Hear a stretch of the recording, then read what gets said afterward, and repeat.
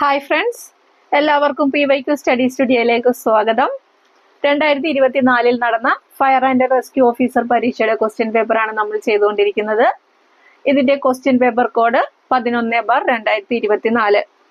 നമ്മൾ 20 ക്വസ്റ്റ്യൻസ് വരെയായിരുന്നു കഴിഞ്ഞ ദിവസം ചെയ്തു നിർത്തിയത്. 21 മുതലുള്ള ക്വസ്റ്റ്യൻസ് നോക്കാം. 21ാമത്തെ ചോദ്യം, ഇന്ത്യൻ ഭരണഘടനയിലെ ആമുഖപ്രകാരം ഇന്ത്യ എന്നാൽ താഴെ പറയുന്ന പ്രസ്താവനകളിൽ ശരിയേത്? 1. പരമാധികാര സോഷ്യലിസ്റ്റ് മതേതര രാജ്യം. 2. ഗാന്ധിയൻ ജനാധിപത്യ റിപ്പബ്ലിക്. 3. പരമാധികാര സോഷ്യലിസ്റ്റ് മതേതര ജനാധിപത്യ റിപ്പബ്ലിക്. ഏതാണ് ശരി ഉത്തരം? പരമാധികാര സോഷ്യലിസ്റ്റ് മതേതര ജനാധിപത്യ റിപ്പബ്ലിക്. 3ാമത്തെ സ്റ്റേറ്റ്മെന്റ് ആണ് ശരിയായിട്ടുള്ളത്. Answer option B. ആമുഖം എന്ന ആശയം ഇന്ത്യ സ്വീകരിച്ചിരിക്കുന്നത് എവിടെ നിന്നാണ്? അമേരിക്കയിൽ നിന്ന്. ആമുഖം എന്ന ആശയം ഇന്ത്യ സ്വീകരിച്ചിരിക്കുന്നത് അമേരിക്കയിൽ നിന്നുമാണ്.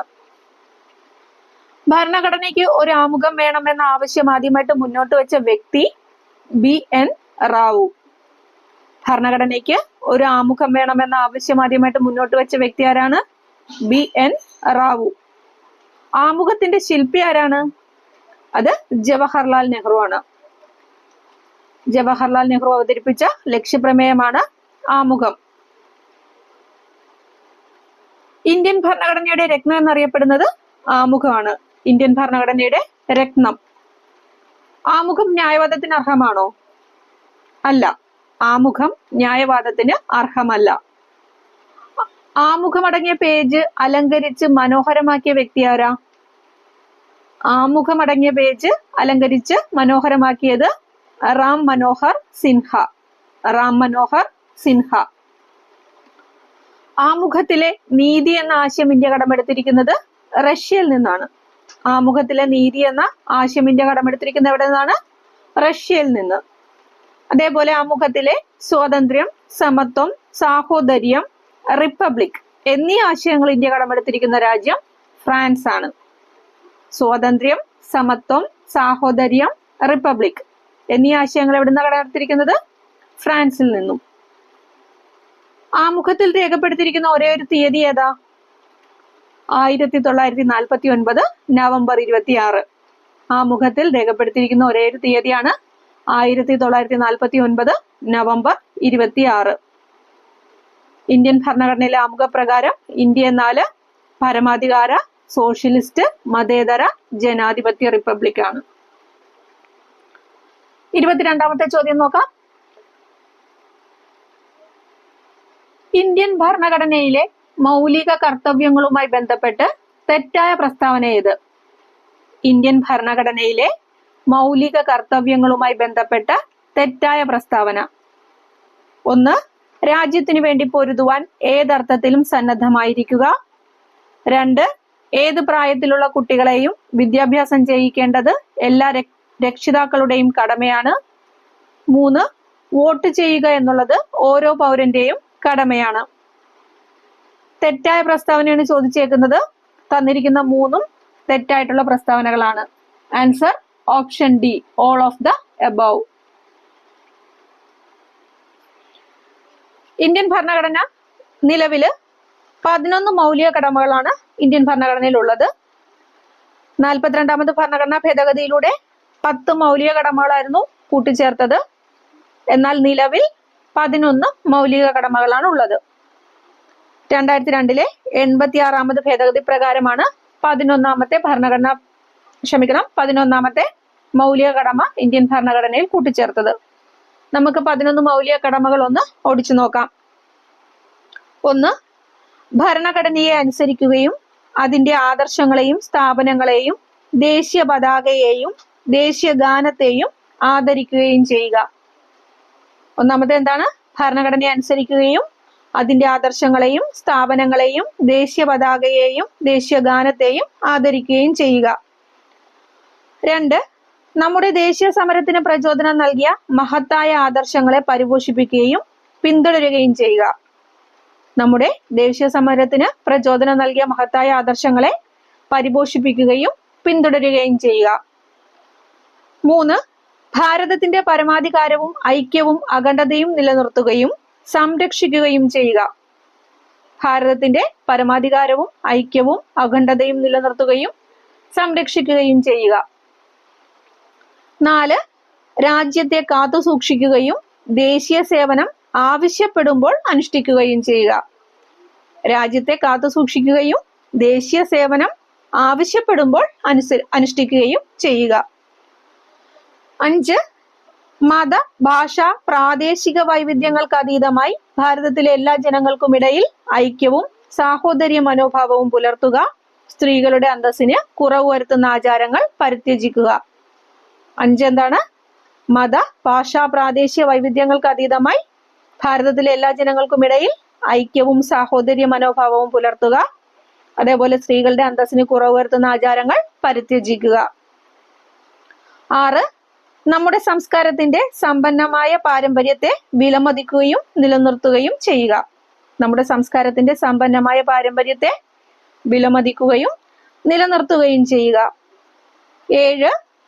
വനങ്ങളും തടാകങ്ങളും നദികളും വന്യജീവികളും ഉൾപ്പെടുന്ന പ്രകൃതിയാലുള്ള പരിസ്ഥിതി സംരക്ഷിക്കുകയും അഭിവൃദ്ധിപ്പെടുത്തുകയും ജീവികളോട് കാരുണ്യം കാണിക്കുകയും ചെയ്യുക. 8. ശാസ്ത്രീയമായ കാഴ്ചപ്പാടും മാനവികതയും അന്വേഷണത്തിനും പരിഷ്കരണത്തിനുമുള്ള മനോഭാവവും വികസിപ്പിക്കുക. ശാസ്ത്രീയമായ കാഴ്ചപ്പാടും മാനവികതയും അന്വേഷണത്തിനും പരിഷ്കരണത്തിനുമുള്ള മനോഭാവവും വികസിപ്പിക്കുക. 9. പൊതുസ്വത്ത് സംരക്ഷിക്കുകയും അക്രമം ഉപേക്ഷിക്കുകയും ചെയ്യുക. 10. രാഷ്ട്രം യജ്ഞത്തിന്റെയും ലക്ഷ്യപ്രാപ്തിയുടെയും ഉന്നത തലങ്ങളിലേക്ക് നിരന്തരം ഉയരത്തക്കവണ്ണം വ്യക്തിപരവും കൂട്ടായതുമായ പ്രവർത്തനത്തിന്റെ എല്ലാ മണ്ഡലങ്ങളിലും ഉത്കൃഷ്ടതയ്ക്ക് വേണ്ടി അധ്വാനിക്കുക. 11. 6-നും 14-നും ഇടയ്ക്ക് പ്രായമുള്ള കുട്ടികൾക്ക് മാതാപിതാക്കളോ രക്ഷകർത്താവോ വിദ്യാഭ്യാസത്തിനുള്ള സാഹചര്യം ഒരുക്കുക. 6-നും 14-നും ഇടയ്ക്ക് പ്രായമുള്ള കുട്ടികൾക്ക് മാതാപിതാക്കളോ രക്ഷകർത്താവോ വിദ്യാഭ്യാസത്തിനുള്ള സാഹചര്യം ഒരുക്കുക. ഇങ്ങനെ 11 മൗലിക കടമകളാണ് നിലവിൽ ഇന്ത്യൻ ഭരണഘടനയിൽ ഉൾക്കൊള്ളിച്ചിരിക്കുന്നത്. 23ാമത്തെ ക്വസ്റ്റ്യൻ നമുക്ക് നോക്കാം. ഇന്ത്യൻ ഭരണഘടനാ നിർമ്മാണ സഭയുമായി ബന്ധപ്പെട്ട് ശരിയായ പ്രസ്താവന ഏത്? ഇന്ത്യൻ ഭരണഘടനാ നിർമ്മാണ സഭയുമായി ബന്ധപ്പെട്ട ശരിയായ പ്രസ്താവന. 1. ഭരണഘടനാ നിർമ്മാണ സഭയിൽ 8 പ്രധാന കമ്മിറ്റികളാണ് ഉണ്ടായിരുന്നത്. 2. ഡ്രാഫ്റ്റിംഗ് കമ്മിറ്റി ഒരു പ്രധാനപ്പെട്ട കമ്മിറ്റിയായിരുന്നു. 3. ജവഹർലാൽ നെഹ്റു ആയിരുന്നു ഡ്രാഫ്റ്റിംഗ് കമ്മിറ്റി ചെയർമാൻ. ശരിയായ പ്രസ്താവനകളാണ് ചോദിച്ചിരിക്കുന്നത്. 1ഉം 2ഉം പ്രസ്താവനകളാണ് ശരി. ജവഹർലാൽ നെഹ്റു അല്ല, ഡോക്ടർ BR അംബേദ്കർ ആയിരുന്നു drafting committee chairman. Answer option C ആണ് വരുന്നത്, 1ഉം 2ഉം. ഭരണഘടനാ നിർമ്മാണ സഭയിൽ ആകെ എത്ര കമ്മിറ്റികളാണ് ഉണ്ടായിരുന്നത്? 22. ആകെ 22 കമ്മിറ്റികളായിരുന്നു. അതില് മേജർ കമ്മിറ്റികളുടെ എണ്ണം 8. ഭരണഘടനാ നിർമ്മാണ സഭയിലെ 22 കമ്മിറ്റികളിലും പ്രധാനപ്പെട്ടത് ഏതായിരുന്നു? Drafting committee. ഈ 22 കമ്മിറ്റികളിലും പ്രധാനപ്പെട്ടത് ഡ്രാഫ്റ്റിംഗ് കമ്മിറ്റി ആയിരുന്നു. വിവിധ കമ്മിറ്റികളുടെ നിർദ്ദേശങ്ങളും അഭിപ്രായങ്ങളും പരിഗണിച്ച് ഭരണഘടനയുടെ കരട് രൂപം സമർപ്പിക്കുന്നതിന് വേണ്ടി രൂപീകരിക്കപ്പെട്ട കമ്മിറ്റിയാണ് ഡ്രാഫ്റ്റിംഗ് കമ്മിറ്റി. വിവിധ കമ്മിറ്റികളുടെ നിർദ്ദേശങ്ങളും അഭിപ്രായങ്ങളും പരിഗണിച്ച് ഭരണഘടനയുടെ കരട് രൂപം സമർപ്പിക്കുന്നതിന് വേണ്ടി രൂപീകരിക്കപ്പെട്ട കമ്മിറ്റിയാണ് ഏത്? Drafting committee. 1947 ഓഗസ്റ്റ് 29-നാണ് ഡ്രാഫ്റ്റിംഗ് കമ്മിറ്റി രൂപീകരിക്കപ്പെട്ടത്. എന്നാണ് 1947 ഓഗസ്റ്റ് 29-ന്. ഡ്രാഫ്റ്റിംഗ് കമ്മിറ്റിയുടെ അംഗസംഖ്യ എത്രയായിരുന്നു? 7. ഡ്രാഫ്റ്റിംഗ് കമ്മിറ്റിയിലെ അംഗങ്ങളുടെ എണ്ണം 7. ഡ്രാഫ്റ്റിംഗ് കമ്മിറ്റിയുടെ അധ്യക്ഷൻ ഡോക്ടർ BR അംബേദ്കർ. അംഗങ്ങൾ മൊത്തം 7 പേരാണ്. അതാരൊക്കെയാണ്? BR Ambedkar, KM Munshi, Muhammad Saadulla, Alladi Krishnaswamy Iyer, Gopalaswamy Iyengar, DP Khaitan, BL Mitter. ആരൊക്കെയായിരുന്നു 7 പേര്? BR Ambedkar, KM Munshi, Muhammad Saadulla, Alladi Krishnaswamy Iyer, N Gopalaswamy Iyengar, DP Khaitan, BL Mitter. ഇതില് DP ഖെയ്ത്താൻ അന്തരിച്ചപ്പോൾ പകരം ഡ്രാഫ്റ്റിംഗ് കമ്മിറ്റിയിൽ അംഗമായത് ടി കൃഷ്ണമാചാരിയാണ്. DP കൈത്താൻ അന്തരിച്ചപ്പോൾ പകരം ഡ്രാഫ്റ്റിംഗ് കമ്മിറ്റിയിൽ അംഗമായത് ആരാണ്? ടി കൃഷ്ണമാചാരി. അതേപോലെ BL മിത്തർ രാജിവെച്ചതോടെ ഡ്രാഫ്റ്റിംഗ് കമ്മിറ്റിയിൽ അംഗമായതാണ് N മാധവറാവു. BL മിത്തർ രാജിവെച്ചപ്പോൾ ഡ്രാഫ്റ്റിംഗ് കമ്മിറ്റിയിൽ അംഗമായത് ആരാണ്? N മാധവറാവു. ഡ്രാഫ്റ്റിംഗ് കമ്മിറ്റിയെ ഡ്രിഫ്റ്റിംഗ് കമ്മിറ്റി എന്ന് വിശേഷിപ്പിച്ചത് ആരാണെന്ന് അറിയാമോ? ഡ്രാഫ്റ്റിംഗ് കമ്മിറ്റിയെ ഡ്രിഫ്റ്റിംഗ് കമ്മിറ്റി എന്ന് വിശേഷിപ്പിച്ചത് നസറുദ്ദീൻ അഹമ്മദ്. 24ാമത്തെ ക്വസ്റ്റ്യൻ നോക്കാം. ഭരണഘടനാ നിർമ്മാണ സഭയുമായി ബന്ധപ്പെട്ട് ശരിയായ പ്രസ്താവന ഏത്? ഭരണഘടനാ നിർമ്മാണ സഭയുമായി ബന്ധപ്പെട്ട് ശരിയായ പ്രസ്താവനയാണ് ചോദിച്ചേക്കുന്നത്. 1. ഭരണഘടനാ നിർമ്മാണ സഭയുടെ പ്രസിഡന്റ് രാജേന്ദ്ര പ്രസാദ് ആയിരുന്നു. 2. അംബേദ്കർ ആയിരുന്നു ഡ്രാഫ്റ്റിംഗ് കമ്മിറ്റിയുടെ ചെയർമാൻ. 3. ഭരണഘടനാ നിർമ്മാണ സഭയിലെ ചർച്ചകൾ സുതാര്യമായിരുന്നു. ഇവിടെ തന്നിരിക്കുന്ന 3 പ്രസ്താവനകൾ എന്താണ്? ശരിയാണ്. 3 പ്രസ്താവനകൾ ഇവിടെ ശരിയാണ്. Answer option D, all of the above. നമുക്ക് ഭരണഘടനയിലെ മേജർ കമ്മിറ്റികൾ 8 മേജർ കമ്മിറ്റികളും അതിന്റെ ചെയർമാൻമാരെ ഒന്ന് നോക്കാം. 1. Union powers committee. 2. Union constitution committee. 3. States committee. ഇതിന്റെ 3ന്റെയും ചെയർമാൻ ജവഹർലാൽ നെഹ്റു. ഒന്നുകൂടെ പറയാം. Union powers committee, union constitution committee, states committee. 3 കമ്മിറ്റികളുടെയും ചെയർമാൻ ആരായിരുന്നു? Jawaharlal Nehru. Steering committee, rules of procedure committee. Steering കമ്മിറ്റിയും റൂൾസ് ഓഫ് പ്രൊസീജിയർ കമ്മിറ്റിയും ഇതിന്റെ 2ന്റെ അധ്യക്ഷൻ ഡോക്ടർ രാജേന്ദ്ര പ്രസാദ്. അപ്പോൾ 4ാമത്തത് ഏതാണ്? Steering committee. 5ാമത്തത് റൂൾസ് ഓഫ് പ്രൊസീജിയർ കമ്മിറ്റി. 2ന്റെയും ചെയർമാൻ ഡോക്ടർ രാജേന്ദ്ര പ്രസാദ്. 6ാമത്തെ കമ്മിറ്റിയാണ് പ്രൊവിൻഷ്യൽ കോൺസ്റ്റിറ്റ്യൂഷൻ കമ്മിറ്റി. 7ാമത്തത് മൗലികാവകാശ കമ്മിറ്റി, ന്യൂനപക്ഷം ആൻഡ് ട്രൈബൽ കമ്മിറ്റി. 6ാമത്തത് പ്രൊവിൻഷ്യൽ കോൺസ്റ്റിറ്റ്യൂഷൻ കമ്മിറ്റി. 7ാമത്തത് മൗലികാവകാശ കമ്മിറ്റി, ന്യൂനപക്ഷം ആൻഡ് ട്രൈബൽ കമ്മിറ്റി. ഇതിന്റെ 2ന്റെയും അധ്യക്ഷൻ സർദാർ വല്ലഭായ് പട്ടേൽ ആയിരുന്നു. ഈ മൗലികാവകാശ കമ്മിറ്റി ആൻഡ് ന്യൂനപക്ഷ ട്രൈബൽ കമ്മിറ്റിയുടെ കീഴില് കുറച്ച് സബ് കമ്മിറ്റികളൂടെ ഉണ്ടായിരുന്നു. അതും കൂടെ ഒന്ന് നോക്കാം. മൗലികാവകാശ സബ് കമ്മിറ്റി. മൗലികാവകാശ സബ് കമ്മിറ്റിയുടെ ചെയർമാൻ JB കൃപലാനി. ന്യൂനപക്ഷ സബ് കമ്മിറ്റിയുടെ ചെയർമാൻ HC മുഖർജി. മൗലികാവകാശ sub committee chairman JB Kripalani, ന്യൂനപക്ഷ sub committee chairman HC Mukherjee. ഇപ്പൊ പറയുന്നത് സബ് കമ്മിറ്റികളാണ്. ഇനി north east frontier tribal areas and Assam excluded and partially excluded area sub committee ഉണ്ട്. അത് ഗോപിനാഥ് ബർദോളി ആയിരുന്നു chairman.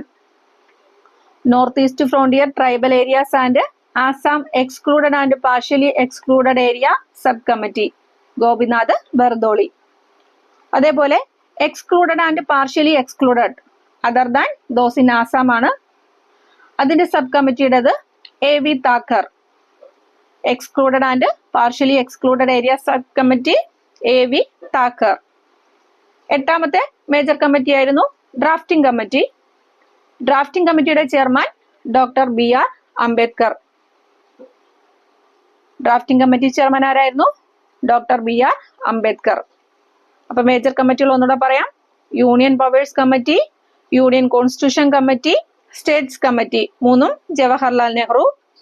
Steering committee, rules of procedure committee 2ഉം doctor Rajendra Prasad. Provincial constitution committee, മൗലികാവകാശ കമ്മിറ്റി, ന്യൂനപക്ഷ ആൻഡ് ട്രൈബൽ കമ്മിറ്റി അത് 2ഉം Sardar Vallabhbhai Patel. Drafting committee doctor BR Ambedkar. 25ാമത്തെ question നോക്കാം. കാനഡ ഭരണഘടനയിൽ നിന്നും ഇന്ത്യൻ ഭരണഘടന കടം കൊണ്ട ആശയങ്ങളിൽ ചുവടെ ചേർക്കുന്നതിൽ ശരിയേത്? കാനഡ ഭരണഘടനയിൽ നിന്നും ഇന്ത്യൻ ഭരണഘടന കടം കൊണ്ട ആശയങ്ങളിൽ ശരിയായിട്ടുള്ളതാണ് ചോദിച്ചേക്കുന്നത്. 1. അർദ്ധ ഫെഡറൽ സമ്പ്രദായം. 2. ശിഷ്ടാധികാരങ്ങൾ എന്ന ആശയം.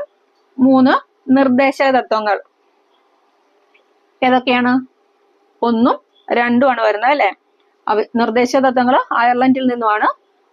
കാനഡയിൽ നിന്ന് വരുന്നത് 1ഉം 2ഉം ആണ്. Answer option B. കാനഡയിൽ നിന്നും ഇന്ത്യൻ ഭരണഘടന കടം കൊണ്ട ആശയങ്ങൾ ഏതൊക്കെയാണെന്നൊന്ന് നമുക്ക് നോക്കാം. സ്റ്റേറ്റ് ലിസ്റ്റ്, യൂണിയൻ ലിസ്റ്റ്, അവശിഷ്ടാധികാരങ്ങൾ, അർദ്ധ ഫെഡറൽ സമ്പ്രദായം അഥവാ ശക്തമായ കേന്ദ്ര ഗവൺമെന്റോടുകൂടിയ ഫെഡറൽ സമ്പ്രദായം, രാഷ്ട്രപതി സുപ്രീം കോടതിയിൽ നിന്നും നിയമോപദേശം തേടുന്നത്, സംസ്ഥാന ഗവർണർമാരെ കേന്ദ്രം നിയമിക്കുന്നത്. ഇത്രയും കാനഡയിൽ നിന്നും ഇന്ത്യൻ ഭരണഘടന കടം കൊണ്ട ആശയങ്ങളാണ്. ഒന്നുകൂടെ പറയാം. സ്റ്റേറ്റ് ലിസ്റ്റ്, യൂണിയൻ ലിസ്റ്റ്, അവശിഷ്ടാധികാരങ്ങൾ, അർദ്ധ ഫെഡറൽ സമ്പ്രദായം, രാഷ്ട്രപതി സുപ്രീം കോടതിയിൽ നിന്നും നിയമോപദേശം തേടുന്നത്, സംസ്ഥാന ഗവർണർമാരെ കേന്ദ്രം നിയമിക്കുന്നത്. ഇത്രയും എവിടുന്നാണ്? കാനഡയിൽ നിന്നും. ഇനി അയർലൻഡിൽ നിന്നും കടമെടുത്ത കുറച്ച് ആശയങ്ങൾ കൂടെ നോക്കാം. മാർഗനിർദ്ദേശ തത്വങ്ങൾ, രാഷ്ട്രപതി തിരഞ്ഞെടുപ്പ്, രാജ്യസഭയിലേക്ക് അംഗങ്ങളെ നാമനിർദ്ദേശം ചെയ്യാനുള്ള രാഷ്ട്രപതിയുടെ അധികാരം. ഇത് മൂന്നും അയർലൻഡിൽ നിന്നും കടമെടുത്തിട്ടുള്ളതാണ്. മാർഗനിർദ്ദേശ തത്വങ്ങൾ, രാഷ്ട്രപതി തിരഞ്ഞെടുപ്പ്, രാജ്യസഭയിലേക്ക് അംഗങ്ങളെ നാമനിർദ്ദേശം ചെയ്യാനുള്ള രാഷ്ട്രപതിയുടെ അധികാരം. ഇത് അയർലൻഡിൽ നിന്നും ഇന്ത്യ കടമെടുത്തിട്ടുള്ള ആശയങ്ങളാണ്. 26ാമത്തെ ക്വസ്റ്റ്യൻ നോക്കാം. ചുവടെ ചേർക്കുന്നവയിൽ മൗലിക അവകാശങ്ങളുമായി ബന്ധപ്പെട്ട് ശരിയായ പ്രസ്താവന ഏത്? ചുവടെ ചേർക്കുന്നവയിൽ മൗലിക അവകാശങ്ങളുമായി ബന്ധപ്പെട്ട ശരിയായ പ്രസ്താവന: 1. ചൂഷണത്തിനെതിരെയുള്ള അവകാശം, 2. സാംസ്കാരികവും വിദ്യാഭ്യാസപരവുമായ അവകാശം, 3. സ്വത്ത് സമ്പാദനത്തിനുള്ള അവകാശം. ഏതൊക്കെയാണ്? 1ഉം 2ഉം ആണല്ലേ ഇവിടെയും ശരിയായിട്ടുള്ളത്. ആൻസർ ഓപ്ഷൻ എ ആണ്. സ്വത്ത് സമ്പാദനത്തിനുള്ള അവകാശം മൗലിക അവകാശമല്ല, അത് നിയമപരമായിട്ടുള്ള അവകാശമാണ്. ഭരണഘടനയില് ഭാഗം 3 ആർട്ടിക്കിൾ 12 മുതൽ 35 വരെയാണ് മൗലിക അവകാശങ്ങളെ കുറിച്ച് പ്രതിപാദിച്ചിരിക്കുന്നത്. ആർട്ടിക്കിൾ 12 മുതൽ 35 വരെ. നിലവിൽ ഭരണഘടന ഉറപ്പു നൽകുന്ന മൗലികാവകാശങ്ങളുടെ എണ്ണം എന്ന് പറയുന്നത് 6 ആണ്. ഏതൊക്കെയാണ് 6 മൗലിക അവകാശങ്ങൾ എന്ന് നോക്കാം. സമത്വത്തിനുള്ള അവകാശം, അത് ആർട്ടിക്കിൾ 14 മുതൽ 18 വരെ. 2. സ്വാതന്ത്ര്യത്തിനുള്ള അവകാശം, സ്വാതന്ത്ര്യത്തിനുള്ള അവകാശം ആർട്ടിക്കിൾ 19 മുതൽ 22 വരെ. 3. ചൂഷണത്തിനെതിരെയുള്ള അവകാശം, ആർട്ടിക്കിൾ 23, 24. 4. മതസ്വാതന്ത്ര്യത്തിനുള്ള അവകാശം, ആർട്ടിക്കിൾ 25 മുതൽ 28 വരെ. 5. സാംസ്കാരികവും വിദ്യാഭ്യാസപരവുമായ അവകാശം, അത് ആർട്ടിക്കിൾ 29, 30. 6. ഭരണഘടനാപരമായ പ്രതിവിധികൾക്കുള്ള അവകാശം, ആർട്ടിക്കിൾ 32.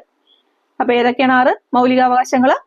സമത്വത്തിനുള്ള അവകാശം, സ്വാതന്ത്ര്യത്തിനുള്ള അവകാശം, ചൂഷണത്തിനെതിരെയുള്ള അവകാശം, മതസ്വാതന്ത്ര്യത്തിനുള്ള അവകാശം, സാംസ്കാരികവും വിദ്യാഭ്യാസപരവുമായ അവകാശം, ഭരണഘടനാപരമായ പ്രതിവിധികൾക്കുള്ള അവകാശം. ഇതിൽ സുവർണ ത്രികോണം എന്നറിയപ്പെടുന്ന മൗലികാവകാശങ്ങൾ ഏതൊക്കെയാണ്? സുവർണ ത്രികോണം എന്നറിയപ്പെടുന്ന മൗലികാവകാശങ്ങൾ ആർട്ടിക്കിൾ 14, ആർട്ടിക്കിൾ 19, ആർട്ടിക്കിൾ 21 എന്നിവയാണ്. ഏതൊക്കെയാണ്? Article 14, article 19, article 21. 27ാമത്തെ ക്വസ്റ്റ്യൻ നോക്കാം. ഇന്ത്യയുടെ മതസ്വാതന്ത്ര്യവുമായി ബന്ധപ്പെട്ട് ശരിയായ പ്രസ്താവന ഏത്? ഇന്ത്യയുടെ മതസ്വാതന്ത്ര്യവുമായി ബന്ധപ്പെട്ട ശരിയായ പ്രസ്താവനയാണ് ചോദിച്ചേക്കുന്നത്. 1. ഇന്ത്യക്ക് ഒരു ഔദ്യോഗിക മതമുണ്ട്. 2. ഇന്ത്യ ഒരു മതത്തെയും സ്വാധീനിക്കുന്നില്ല. 3. ഇന്ത്യ എല്ലാ മതങ്ങളെയും ഒരുപോലെ കാണുന്നു. ഏതാണ് ശരിയായിട്ടുള്ളത്? 2ഉം 3ഉം. ഇന്ത്യ ഒരു മതത്തെയും സ്വാധീനിക്കുന്നില്ല, ഇന്ത്യ എല്ലാ മതങ്ങളെയും ഒരുപോലെ കാണുന്നു. ഓപ്ഷൻ സി ആണ് ശരിയായിട്ടുള്ളത്. ആർട്ടിക്കിൾ 25 മുതൽ 28 വരെയാണ് മതസ്വാതന്ത്ര്യത്തിനുള്ള അവകാശത്തെ കുറിച്ച് ഇന്ത്യൻ ഭരണഘടനയിൽ പ്രതിപാദിക്കുന്നത്. ആർട്ടിക്കിൾ 25 പറയുന്നത് ഇന്ത്യക്ക് ഒരു ഔദ്യോഗിക മതമില്ല എന്നാണ്. ഇന്ത്യക്ക് ഒരു ഔദ്യോഗിക മതമില്ല. ഇന്ത്യയിലെ ഓരോ പൗരനും സ്വതന്ത്രമായി ഏതു മതത്തിലും വിശ്വസിക്കാനും ആചരിക്കാനും പ്രചരിപ്പിക്കുന്നതിനുമുള്ള അവകാശമുണ്ട്. പ്രചരിപ്പിക്കാനുള്ള അവകാശം എന്ന് പറയുന്നത് മറ്റൊരാളെ മതത്തിലേക്ക് നിർബന്ധപൂർവം പരിവർത്തനം ചെയ്യുക എന്നത് ഉൾപ്പെടില്ല. പ്രചരിപ്പിക്കാനുള്ള അവകാശം എന്ന് പറയുന്നതിൽ മറ്റൊരാളെ മതത്തിലേക്ക് നിർബന്ധപൂർവം പരിവർത്തനം ചെയ്യുക എന്നത് ഉൾപ്പെടുന്നില്ല. വ്യക്തിയുടെ മതസ്വാതന്ത്ര്യത്തിൽ ഇടപെടാൻ ആർക്കും അധികാരമില്ല. എങ്കിലും ക്രമസമാധാനം, സദാചാരം, ആരോഗ്യം എന്നിവ സംരക്ഷിക്കുന്നതിന് വേണ്ടിയും സാമൂഹികമായ ചില ദുഷ്കൃത്യങ്ങൾ നിർത്തലാക്കുന്നതിന് വേണ്ടിയും ഗവൺമെന്റിന് മതകാര്യങ്ങളിൽ ഇടപെടാം. ഓക്കെ, 28ാമത്തെ ക്വസ്റ്റ്യൻ നോക്കാം. കേരളീയവുമായി ബന്ധപ്പെട്ട് ശരിയായ പ്രസ്താവന ഏത്? കേരളീയവുമായി ബന്ധപ്പെട്ട് ശരിയായ പ്രസ്താവന: 1. കേരളത്തിലെ ഏറ്റവും വലിയ ഉത്സവം. 2. കേന്ദ്ര ഗവൺമെന്റ് ആണ് ഇത് സംഘടിപ്പിച്ചത്. 3. സിനിമാ താരങ്ങളാണ് ഇതിലെ ബ്രാൻഡ് അംബാസിഡേഴ്സ്. അപ്പോ കേന്ദ്ര ഗവൺമെന്റ് അല്ല, കേരള സർക്കാരാണ് കേരളീയം സംഘടിപ്പിച്ചത് അല്ലെ. അപ്പൊ ശരിയായിട്ടുള്ളത് 1ഉം 3ഉം ആണ്. ഓപ്ഷൻ എ 1ഉം 3ഉം ആണ് ശരിയായിട്ടുള്ളത്. കേരളത്തിലെ ഏറ്റവും വലിയ ഉത്സവം, സിനിമാ താരങ്ങളാണ് ഇതിലെ ബ്രാൻഡ് അംബാസിഡേഴ്സ്. എല്ലാ വർഷവും കേരളപ്പിറവിയോടനുബന്ധിച്ചുള്ള ഒരാഴ്ച നീണ്ടു നിൽക്കുന്ന പരിപാടിയായിട്ടാണ് കേരളീയം വിഭാവനം ചെയ്തിട്ടുള്ളത്. അതായത് നവംബർ 1 മുതൽ 7 വരെ എല്ലാ വർഷവും കേരളപ്പിറവിയോടനുബന്ധിച്ചിട്ടുള്ള ഒരാഴ്ച നീണ്ടു നിൽക്കുന്ന പരിപാടിയാണ് എന്ത്? കേരളീയം. മഞ്ഞയിൽ നീല നിറത്തിലുള്ള കേരളത്തിന്റെ ചെറുരൂപങ്ങൾ സൂര്യ തേജസ്സോടെ അല്ലെങ്കിൽ സൂര്യശോഭയിൽ നിൽക്കുന്ന ഒരു പിക്ചറാണ് ഇതിന്റെ ലോഗോ. 2023 കേരളീയത്തിന്റെ ലോഗോ എന്താണ്? മഞ്ഞയിൽ നീല നിറത്തിലുള്ള കേരളത്തിന്റെ ചെറുരൂപങ്ങൾ സൂര്യശോഭയിൽ നിൽക്കുന്നതാണ് 2023 കേരളീയത്തിന്റെ ലോഗോ. ഈ ലോഗോ ഡിസൈൻ ചെയ്തത് ബോസ് കൃഷ്ണമാചാരിയാണ്. ലോഗോ ഡിസൈൻ ചെയ്ത ആരാണ്? ബോസ് കൃഷ്ണമാചാരി. തിരുവനന്തപുരം ജില്ലയിലെ വിവിധ വേദികളിലായിട്ടായിരുന്നു കേരളീയം പരിപാടി അവതരിപ്പിച്ചത്. കേരളത്തിന്റെ വികസന മാതൃകകൾ ലോകത്തിനു മുന്നിൽ അവതരിപ്പിക്കുന്നതിനോടൊപ്പം ലോക വൈജ്ഞാനിക രംഗത്തെ നൂതന ആശയങ്ങൾ സ്വീകരിക്കുന്നതിനും കേരളീയം പരിപാടി സഹായിക്കുന്നു. കേരളത്തിന്റെ വികസന മാതൃകകൾ ലോകത്തിനു മുൻപിൽ അവതരിപ്പിക്കുന്നതിനോടൊപ്പം ലോക വൈജ്ഞാനിക രംഗത്തെ നൂതന ആശയങ്ങൾ സ്വീകരിക്കുന്നതിനും എന്ത് സഹായിക്കുന്നു? കേരളീയം പരിപാടി സഹായിക്കുന്നു. 29ാമത്തെ ക്വസ്റ്റ്യൻ നോക്കാം. ഐക്യരാഷ്ട്ര സംഘടനയുമായി ബന്ധപ്പെട്ട് ശരിയായ പ്രസ്താവന ഏത്? ഐക്യരാഷ്ട്ര സംഘടനയുമായി ബന്ധപ്പെട്ട് ശരിയായ പ്രസ്താവന: 1. സെക്രട്ടറി ജനറൽ അന്റോണിയോ ഗുട്ടറസ് ആണ്. 2. ഐക്യരാഷ്ട്ര സംഘടന സർവരാഷ്ട്ര സഖ്യത്തിന്റെ പിൻഗാമിയാണ്. 3. ഐക്യരാഷ്ട്ര സംഘടനയുടെ ഒരു പ്രധാന ഘടകമാണ് സുരക്ഷാ സമിതി. ശരിയായിട്ടുള്ള പ്രസ്താവനയാണ് ചോദിച്ചിരിക്കുന്നത്. ഇവിടെ തന്നിരിക്കുന്ന 3 പ്രസ്താവനകളും ശരിയാണ് അല്ലെ. Answer option C, all of the above. 3 പ്രസ്താവനകളും ശരിയാണ്. 1-ാം ലോക മഹായുദ്ധത്തെ തുടർന്ന് രൂപം കൊണ്ട അന്താരാഷ്ട്ര സമാധാന സംഘടനയാണ് സർവരാഷ്ട്ര സഖ്യം. 1-ാം ലോക മഹായുദ്ധത്തെ തുടർന്ന് രൂപം കൊണ്ട അന്താരാഷ്ട്ര സമാധാന സഖ്യമാണ് ഇത്? സർവരാഷ്ട്ര സഖ്യം. ഐക്യരാഷ്ട്ര സംഘടനയുടെ മുൻഗാമി എന്ന് അറിയപ്പെടുന്നു. സർവരാഷ്ട്ര സഖ്യം രൂപീകൃതമായത് എന്നാണ്? 1920 ജനുവരി 10. 1946 ഏപ്രിൽ 20 സർവരാഷ്ട്ര സഖ്യം പിരിച്ചുവിട്ടു. 2-ാം ലോക മഹായുദ്ധത്തിന് ശേഷം സർവരാഷ്ട്ര സഖ്യത്തിന് പകരമായിട്ട് ഐക്യരാഷ്ട്ര സംഘടന നിലവിൽ വന്നു. ഐക്യരാഷ്ട്ര സംഘടന രൂപീകരിച്ചത് 1945 ഒക്ടോബർ 24 ഐക്യരാഷ്ട്ര സംഘടന രൂപീകരിച്ചതെന്നാണ്? 1945 ഒക്ടോബർ 24. ലോകത്തിലെ ഏറ്റവും വലിയ കായിക ഇതര അന്താരാഷ്ട്ര സംഘടനയാണ് ഏത്? ഐക്യരാഷ്ട്ര സംഘടന. ഐക്യരാഷ്ട്ര സംഘടനയുടെ ആസ്ഥാനം ന്യൂയോർക്കിലെ മാൻഹട്ടൻ ആണ്. ആസ്ഥാനം എവിടെയാണ്? ന്യൂയോർക്കിലെ മാൻഹട്ടൻ. ഐക്യരാഷ്ട്ര സംഘടനയുടെ യൂറോപ്യൻ ആസ്ഥാനം സ്ഥിതി ചെയ്യുന്നത് സ്വിറ്റ്സർലൻഡിലെ ജനീവയിലാണ്. യൂറോപ്യൻ ആസ്ഥാനം എവിടെയാണ്? സ്വിറ്റ്സർലൻഡിലെ ജനീവ. ഇതിന്റെ ആപ്തവാക്യം ഇറ്റ്സ് യുവർ വേൾഡ്. ഇത് നിങ്ങളുടെ ലോകം എന്നുള്ളതാണ്. എന്താണ് ആപ്തവാക്യം? It's your world. ഇത് നിങ്ങളുടെ ലോകം. UN-ന്റെ ഔദ്യോഗിക ഭാഷകളുടെ എണ്ണം എത്രയാണ്? 6. UN-ന്റെ ഔദ്യോഗിക ഭാഷകളുടെ എണ്ണം 6. ഏതൊക്കെയാണ്? French, Russian, English, Spanish, Chinese, Arabic. ഏതൊക്കെയാണ് 6 ഭാഷകൾ?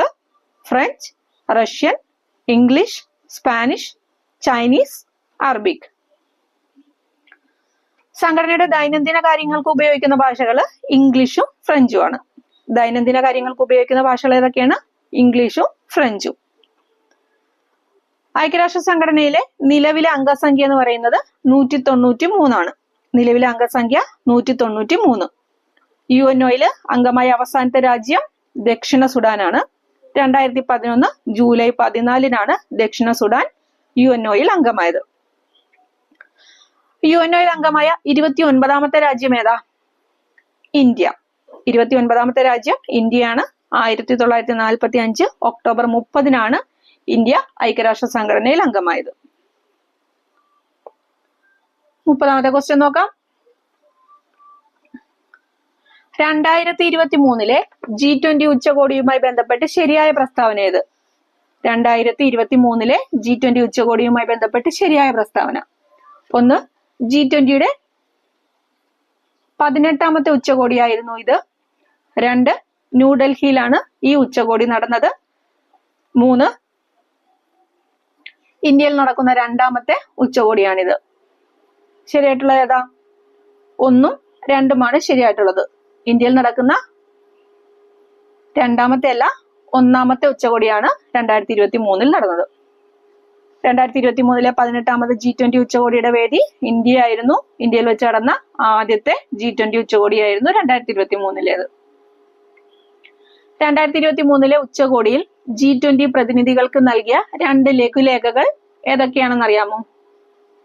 Bharat the mother of India, elections in India എന്നീ 2 ലഘുലേഖകളായിരുന്നു പ്രതിനിധികൾക്ക് നൽകിയത്. ഏതൊക്കെയാണ്? ഭാരത് ദ മദർ ഓഫ് ഇന്ത്യയും ഇലക്ഷൻസ് ഇൻ ഇന്ത്യയും. 2023 ഉച്ചകോടിയിൽ വെച്ചിട്ടാണ് ആഫ്രിക്കൻ യൂണിയൻ G20-യിൽ സ്ഥിരാംഗമായത്. ആഫ്രിക്കൻ യൂണിയൻ G20-യിൽ സ്ഥിരാംഗമായത് എന്നാണ്? 2023 18ാമത് ഉച്ചകോടിയിൽ വെച്ചിട്ടാണ്.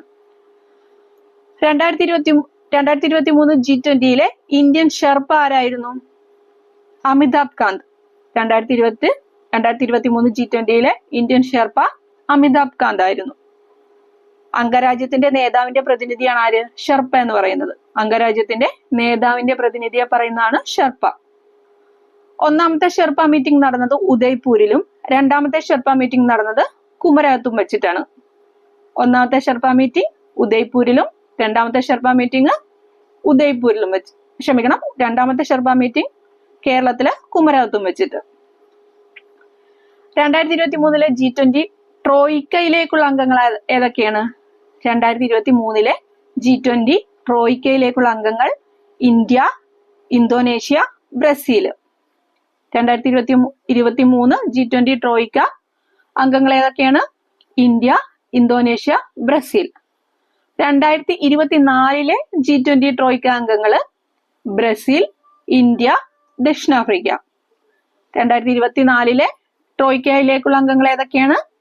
ബ്രസീൽ, ഇന്ത്യ, ദക്ഷിണാഫ്രിക്ക. എന്താണ് ട്രോയിക്ക? നിലവിലെ വേദി, കഴിഞ്ഞ തവണത്തെ വേദി, വരാനിരിക്കുന്ന വേദി എന്നീ രാജ്യങ്ങളുടെ ഗ്രൂപ്പാണ് G20 ട്രോയിക്ക എന്ന് പറയുന്നത്.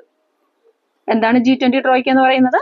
നിലവിലെ വേദി, കഴിഞ്ഞ തവണത്തെ വേദി, വരാനിരിക്കുന്ന വേദി എന്നീ രാജ്യങ്ങളുടെ ഗ്രൂപ്പാണ് G20 ട്രോയിക്ക. G20 ഉച്ചകോടിയുടെ ഭാഗമായിട്ട് സംഘടിപ്പിച്ച ചലച്ചിത്രമേളയുടെ ഉദ്ഘാടന ചിത്രം പതേർ പഞ്ചാലി ആയിരുന്നു. G20 ഉച്ചകോടിയുടെ ഭാഗമായിട്ട് സംഘടിപ്പിച്ച ചലച്ചിത്രമേളയുടെ ഉദ്ഘാടന ചിത്രം ഏതായിരുന്നു? പതേർ പാഞ്ചാലി. അപ്പൊ ഓക്കെ ഫ്രണ്ട്സ്, ബാക്കി നമുക്ക് അടുത്ത വീഡിയോയിലൂടെ ചെയ്യാം. Okay, thank you for watching. By.